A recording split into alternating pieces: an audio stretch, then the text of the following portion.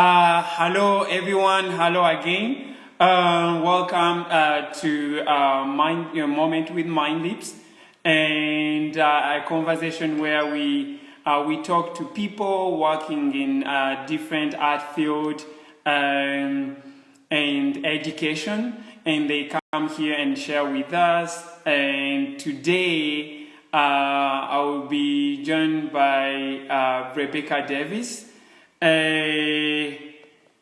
My name is Karim Bashir. Today I'll be interviewing Rebecca Davis, and she's going to join us. She is Hi, Rebecca. Hi, Bashir. How are you?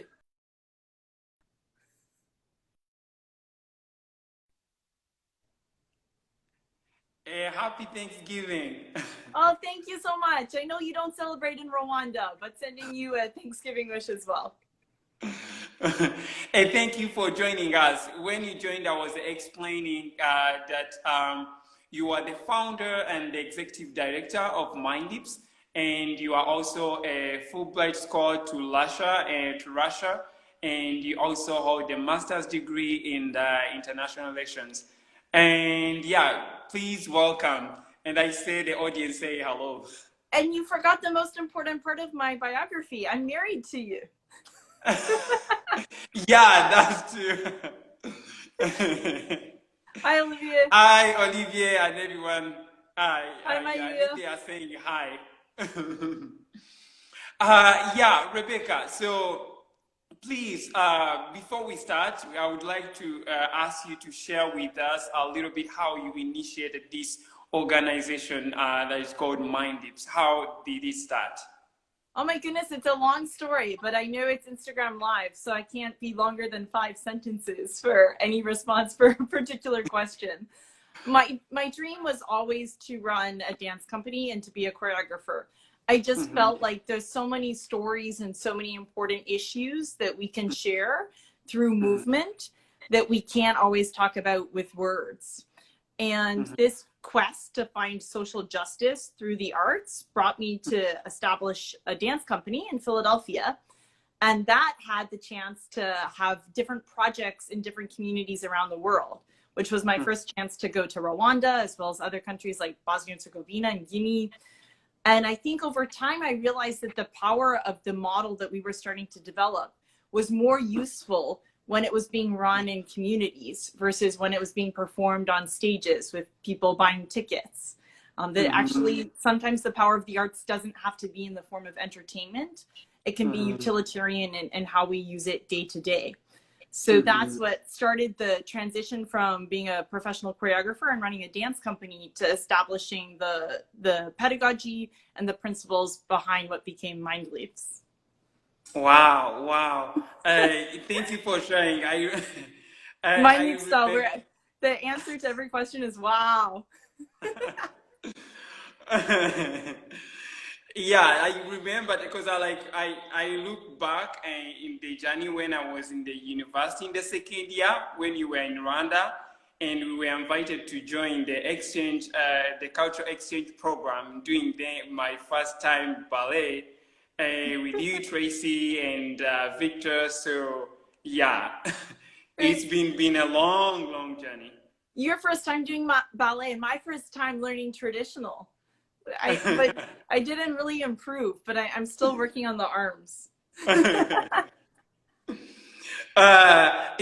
So I know like here in my country, it's a little bit tough to know when you are in the correct path. Like for example, like for me, I found out later that I should actually I should work with the kids and also do dance. But in the university, I was doing something really totally different: geography, urban planning. When did you know that you were you were in the correct path? Oh my gosh, I don't know if I even know that today. I hope one day I'll know if I'm on the correct path. But I think one thing that's helped guide me and helping me make decisions as I go is to always kind of take a step back, to take a moment and pause and ask myself, am I loving the journey that I'm on right now? no matter Mm-hmm. what the goal might be, if I succeed or if I fail, am I loving like this fight, this work, this project, this journey? And if Mm-hmm. my answer is yes, then I know that I'm on the right path, even though it might change or I might fail. But loving the process, I think, is what for me has kept me going and given me the confidence that I'm going somewhere I want to go. Yeah, I love that text, like loving the process.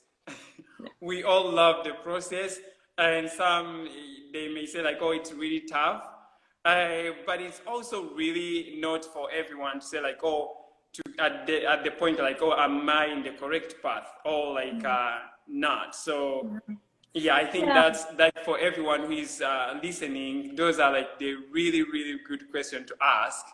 To ask yourself to really make sure that you are in the right path. And I think so many times when I was younger, I thought like there would be a moment where I would get to a point where I would be like, wow, I achieved it. Like I won it. Mm-hmm. I got it. But you know, the more that you go, it's not really that you get to a point where you ever feel like you finished, because your mountain gets bigger, right? You climb higher. So your world and your ambitions and your vision of what's possible grows too. So if you're chasing something to think that after you grab it, you've won, I'm not so sure that that's how life works a lot of the time. Yeah, yeah, yeah, yeah, and that also brings to me to ask, because when you start something like that, so basically there is people around you at the beginning. So just to make that happen. So I would like to know, did you have like any angels at the beginning of that path? Oh my gosh, it's so true what you say though, because it like yes, you definitely have angels and you have supporters, but you feel very alone. I think that that's something that even if you listen to Elon Musk talk or Jeff Bezos, like even like the great entrepreneurs, they talk about how like you feel isolated and you feel alone. And I like it is a journey that only the founder feels, but you have that support network behind you and around you, even though they have a different view of what's happening than you do, going through it and building it. For me, if we speak about like angels in terms of like angel investors, actually the very first money that started RDDC, that started my dance company, was from Temple University, because I won a business plan competition for the business plan for RDDC. And that money became the money that we started the company with. So there were certainly angel investors there that made step one possible. But there was also angels in the kind of moral and supportive sense that, you know, hold just as much value, if not more. I'm fortunate enough to be home with my mom this weekend, and you know, it's the strength of these women ahead of me and beside me that really were also there to tell me to keep going, even though I didn't know where I was going. Please say hello to mommy. Oh, she's gonna send you a big hug. Oh, okay. Yeah, so the journey, now we understanding the path and how it started. It's been how long it's been like since you started, like it's been how long? Oh my gosh, it's been so long, Bashir. I started RDDC. I started my dance company in 2005. So In 2005. 16 years ago. For more than half my life, I've been running a company. But then RDDC became MindLeaps in 2014. So even the life of MindLeaps, so yeah, we're getting there. We're up to 7 years now. Yeah. Yeah, in 2005, I was graduating in high school. Yeah. Baby Bashir. Oh, okay, great. So it's been like long journey, many years. So if would you please share with us like three things that you've learned over. So please, what would be that three things that you've learned over this journey? Oh wow, good question. I think first I would say that you have to be strong to listen to criticism and feedback. Like, we like to use the word feedback, but normally it's criticism. Okay? So you have to be strong to listen to criticism and feedback.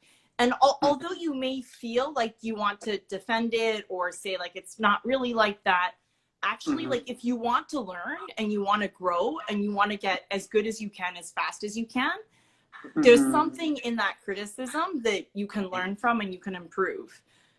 Even if it's not exactly that context, or like the person didn't really know the whole story or whatever.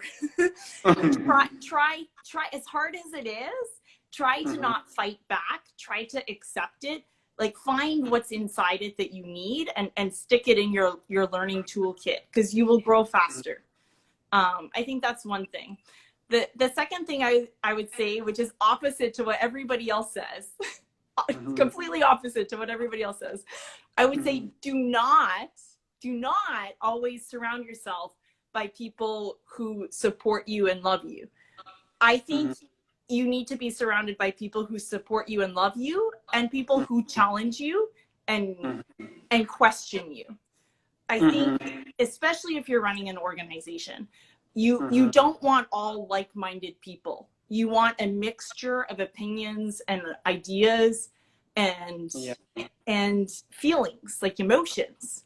And that will make you a better leader, and it'll make your organization stronger.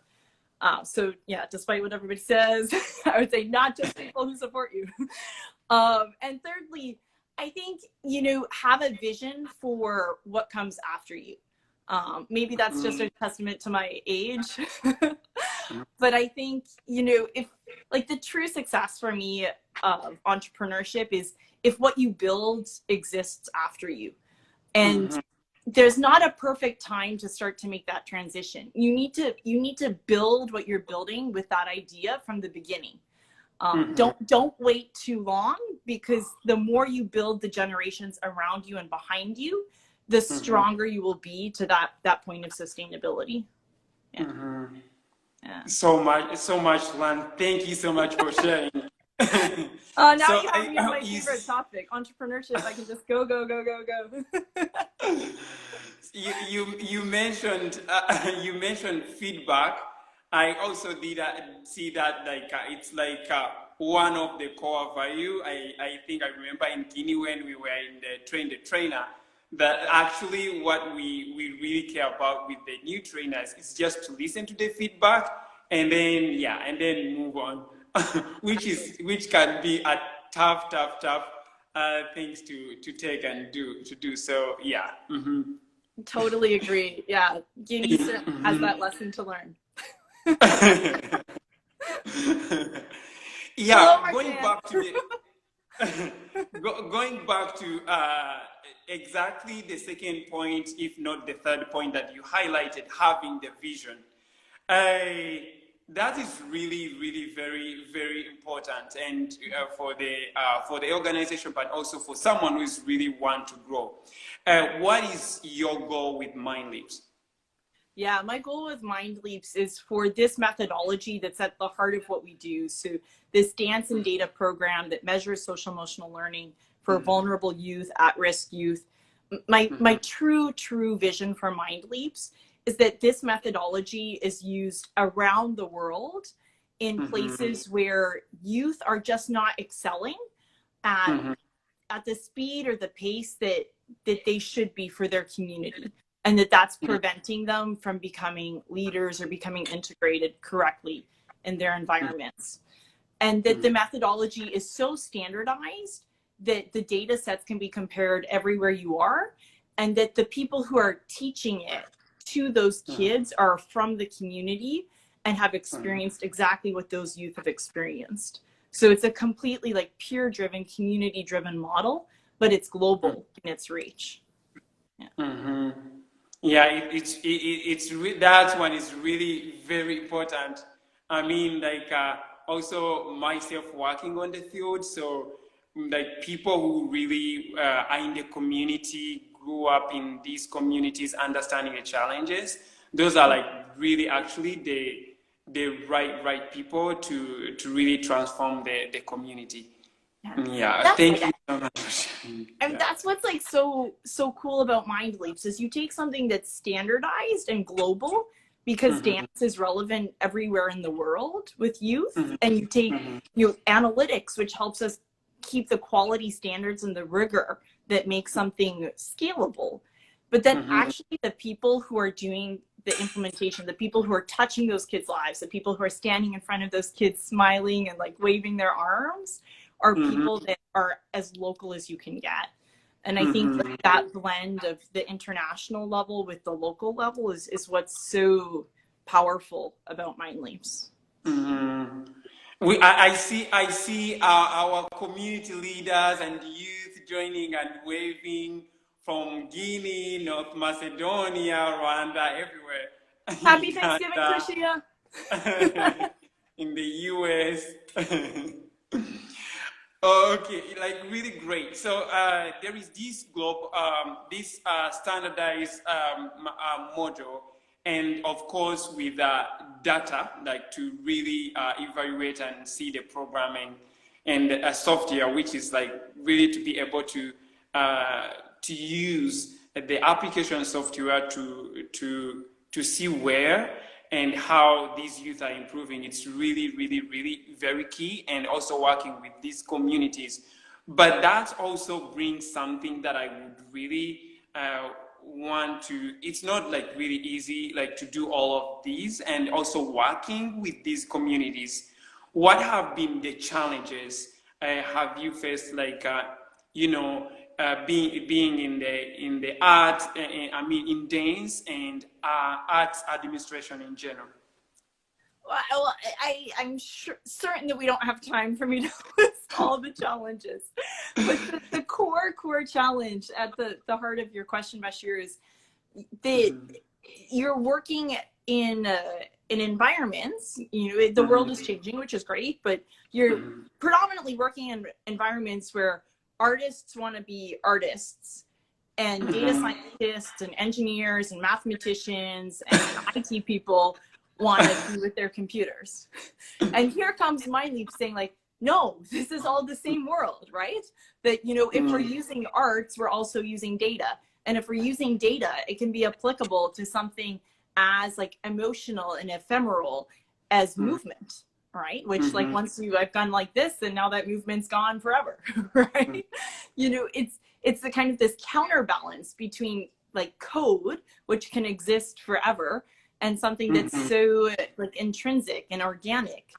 But yet I think that that's like the core challenge, and yet the core power. Again, if you mix those things together, it's like you've strengthened that toolbox, those resources to be both scientific and artistic. But the challenge of that is getting brains of these two sides to work together, because they don't think the same way. They think logically and analytically, and they think emotionally and expressively. And trying to find a way to put all of that energy into the same path, into the same journey, into the same mission, into the same final product has been a challenge, to say it lightly.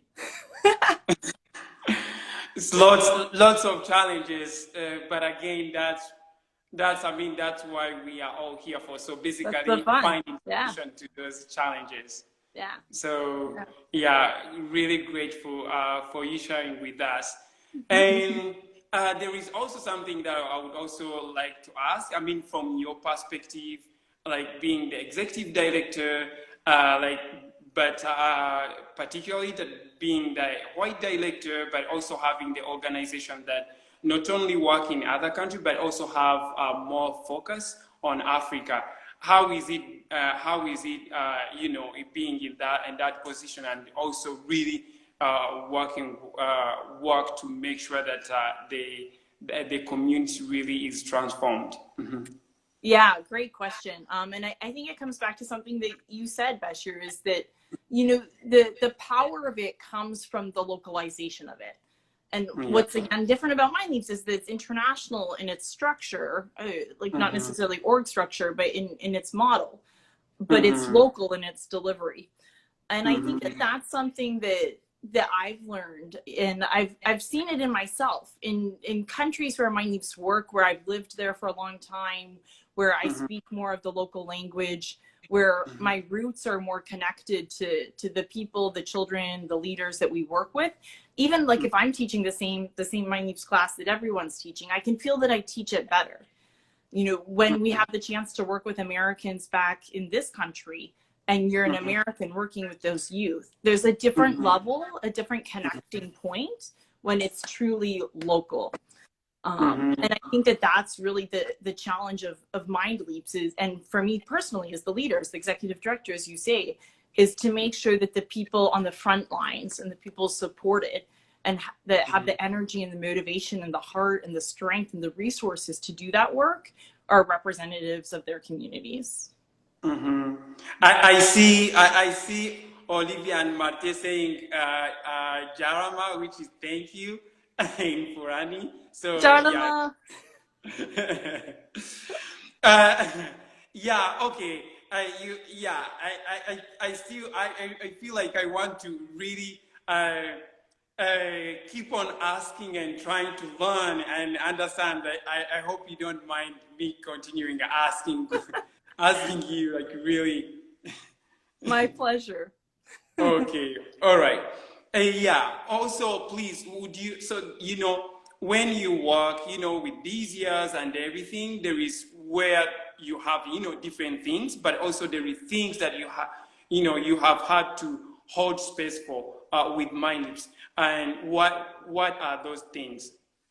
They've had to hold space for? Yes. One more time? Yeah, like what things that that you've had to hold space for, like like to prepare something for, like with MindLeaps. Yeah.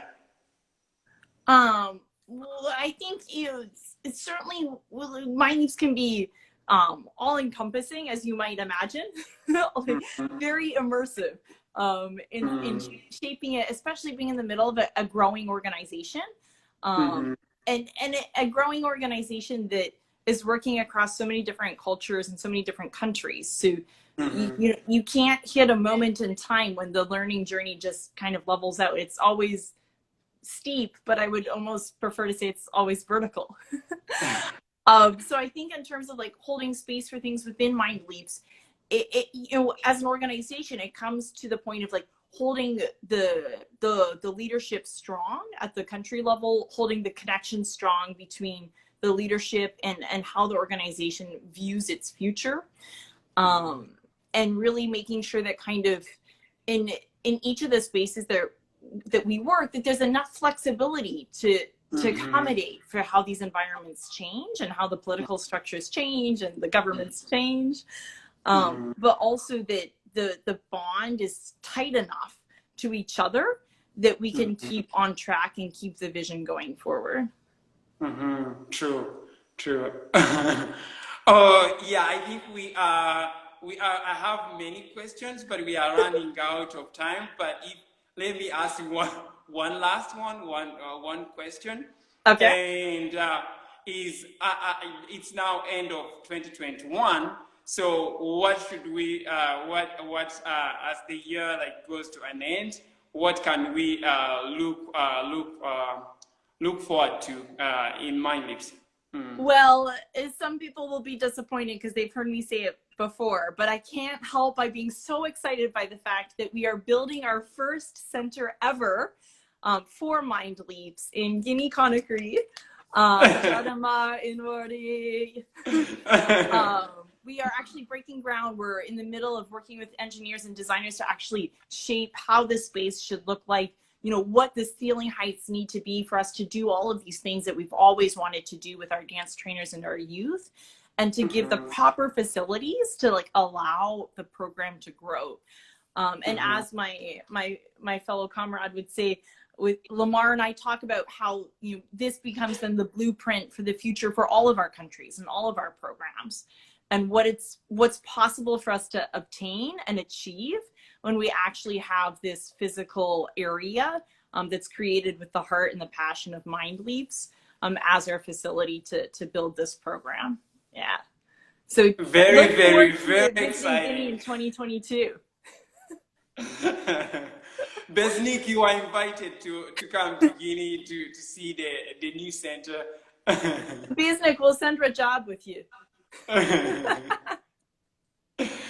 Okay, yeah, thank you so much. It's been a pleasure having you on Moment with MindLeaps.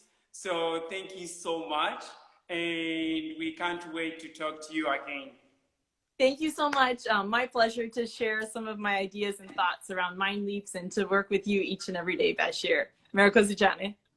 Hey, thank you so much for our audience. So please keep in touch. We will come back again next week on Friday on a Moment with MindLeaps. Thank you. Thanks, Bye everybody. Nakwindino. Bye. Sena Gwendino.